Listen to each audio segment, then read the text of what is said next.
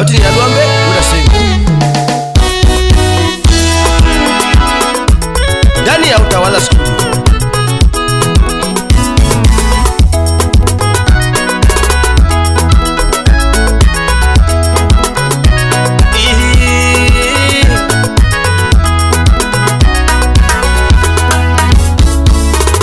Utawala Studio. Alwambe unasema nyaduna ya tumakelo gelango kama Alwambe unasema simba nyaduna donga donga gelango Nijogo kela rengo ni huyu tucha unasema rariedani usipombea mwalimu imosoda ombere kansela Sechoro madengo ne huyu tucha unasema rariedani Akelo memba Kimo mia dengo ne huyu Jomo kotinda video kapejo kama Chikiti mos Kimo mia dengo ne huyu matua Jomo kotinda video kapejo Tucha donga sungo ketemle Tucha uoda sembo ngani me Tucha donga sungo ketemle Tucha uoda sembo ngani to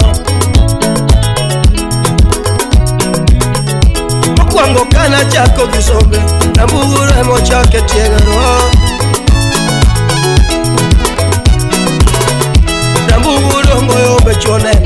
Tucha uoda sembo ngani re Mama niso Maji wakano tere nyadudo Sipa uoda sembo kalope Davido Chim Unangongo Maji wa boyso dojo sipa Tucha uoda sembo kalope Sip Davido Chim Ure ya kabuda sungo godhiambo Tucha uoda sembo ngani re Tucha maewe disipna Tumukora kelo gelango kama Insurance tich matiyo Tucha uoda sembo ngani re Yowesa semba kwa ugi mwono Pangu tuye utere wei matuwa Yowesa semba kwa ugi mwono Pangu tuye utere wei matuwa Yitindo beno puonjo Osiepo kumba sungo godhiambo Wei matuwa na sungo kajiomero Chomoka winjo penjo godhiambo Alwambe uoda sembo wero Nani chikiti mosu Ana weru wei matiyo Tucha uoda sembo ngani be Skunde dongo gero uneno Tucha uoda sembo ngani re Abogero skul chalo abogero Kanisa bendu neno kogero Tucha uoda sembo ngani be Ungewe nyakuji nyasaye Stibo yucho urbana Okea salamu baba Bedo chachu gero uneno Tucha uoda sembo ngani be Bedo chacho gero uneno Tucha uoda sembo ngani be Tucha dura kiri pasta Ndege chacho gero uneno Tucha uoda sembo ngani nungo Yakobala Mose pamelo menyo Kisime mendo neno kokunyo Tucha uoda sembo ngani be Yoko chenga kwa ugi mwono Pauni uye utere wei matuo Joko lala winjo kapenyo Tucha uoda sembo ngani ngani Joko lala winjo kawacho Tucha uoda sembo gedwaro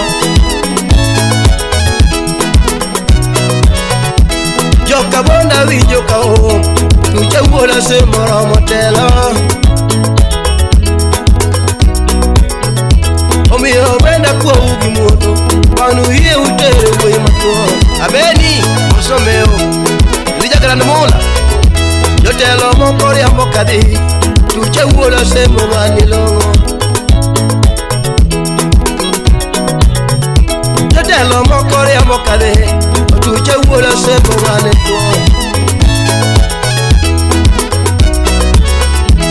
yugo chuna sunge wei matwon ane donga sunge gitiye mano ke asembo komenya apimi golero unya ngani tuche wuola semo ngani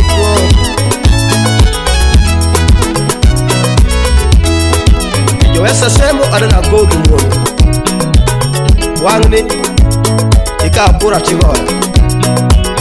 dotela moko biru ka wuno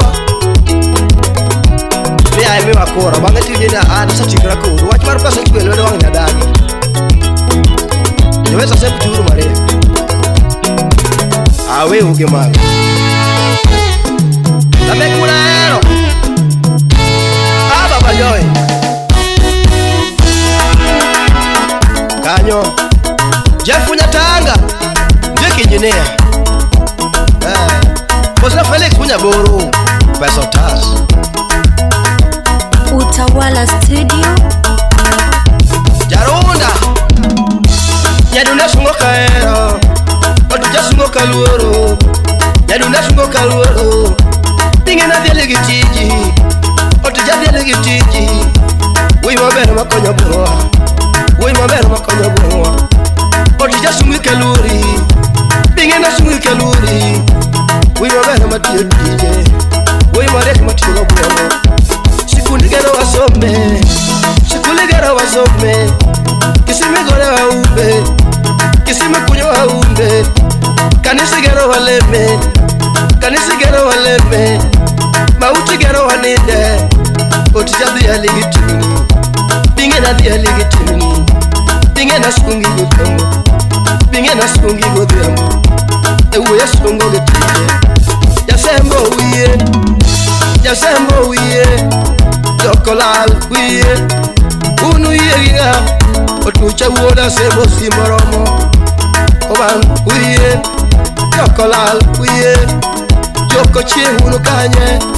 Joka bono uye Unu uye ginga Otucha uoda sebo mangoromo Joma binju uye Joma binju uye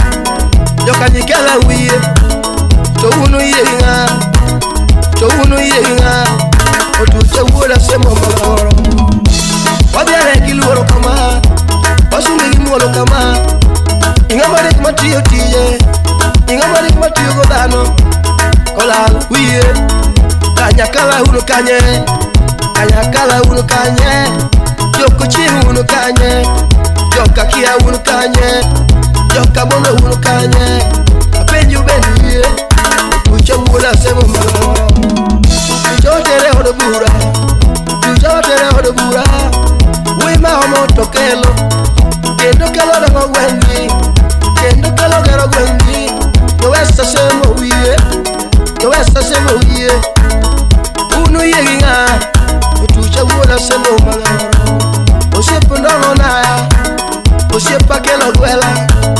Osiepo mako keo Uri maria kima konyo gwelo Onyoro Mostema maliso Lucia la catch Marjado Tuja weda sim